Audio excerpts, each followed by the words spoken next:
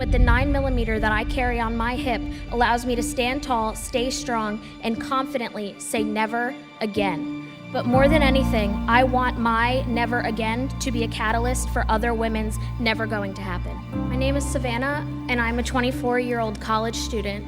I'm also a daughter, a niece, and a friend. There is part of my identity, however, that I never expected to have. I am a sexual assault survivor.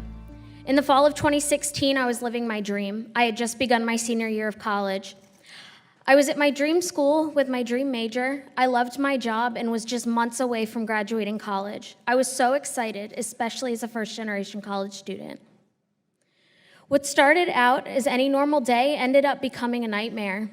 That night, I was sexually assaulted. I will spare you the details, but it was the worst thing that's ever happened to me. I pray that none of you ever go through what I did, but I do know that this sort of thing seems like it can never happen to you.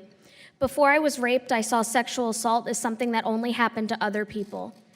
It's no secret that sexual violence is prevalent on college campuses, but I took as many precautions as I could, and I tucked my concerns away in the far corners of my mind. But after that night, I could no longer be naive. I had to come face to face with the harsh reality that there are terrible people in this world that do terrible things. Detectives Benson and Stabler didn't swoop in to save me that night like they do on Law & Order SVU. Instead, I was left completely shattered, replaying the events of that night over and over again. Due to the trauma, I dropped out of my dream school during my senior year and moved back home to Virginia. It was the hardest decision I've ever had to make, but I knew in my heart it was what I had to do. I shut myself away from everyone, and I spent my time hiding in my childhood bedroom. I gained 100 pounds, and my hair even began to fall out due to the stress. I am a gun owner, and I was one at the time. I even began safety training and target practice when I was 10 years old. But because of so-called common sense gun control laws, I was left defenseless that night.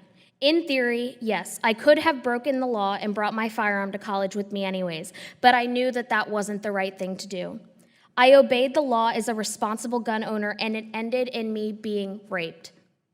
I am just one of countless examples of gun control benefiting assailants and making victims, like myself, sitting ducks. I'm not telling you about my sexual assault to make you feel bad. To be clear, I do not want your sympathy. What I do want, however, is for you to at least consider stories like mine when you decide to advocate for laws that create additional physical and financial barriers to the right to self-defense. I could come up here and recite the Second Amendment, as could I recite statistics all day long.